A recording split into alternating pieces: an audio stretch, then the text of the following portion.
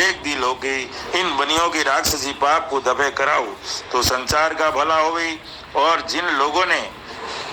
रावण की राक्षसी पाप को और हरणाकुंज के पाप को और कंस राजा के पाप को और कारून बादशाह के पाप को अपनी हिकमत अमली से फौजें तैयार करके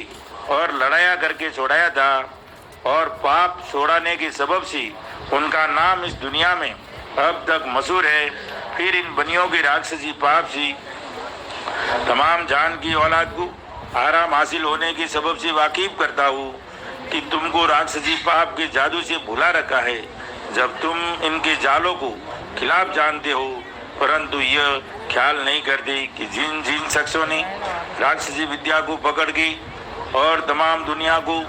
उस कापरी जाल से वाकिफ करके छुड़ाया है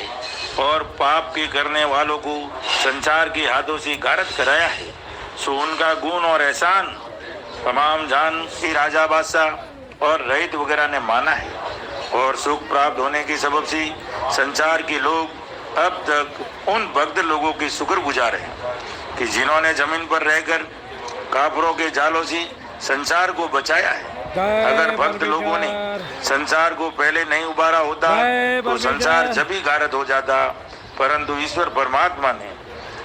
उन भक्तों को संसार के उभरने के लिए ही पैदा किया था कि जिसका जिक्र तमाम जान के लोग अपनी जबान से करते हैं कि शनिश्चर जी और नरसिंह जी और कृष्ण जी और गुरु नानक जी को उस कर्ता करंता ने पैदा नहीं किया होता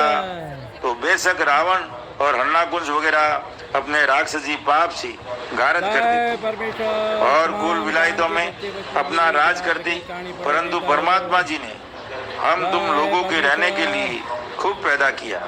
कि जो उन भक्त लोगों के तुपेल से सलामत रहे जिससे अब तक उनके पूजा व गुण को मान रही। सो मेरे भाइयों,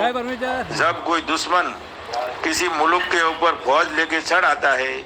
जब मुल्क के मालिक और उनकी रैयत को दुश्मन के चढ़ आने की खबर नहीं पड़ती है कि जो बेखबर पड़े हुए होते, जब दुश्मन को मुल्क फतेह करना क्या मुश्किल है, बल्कि साथ आसानी के फतेह कर सकता है।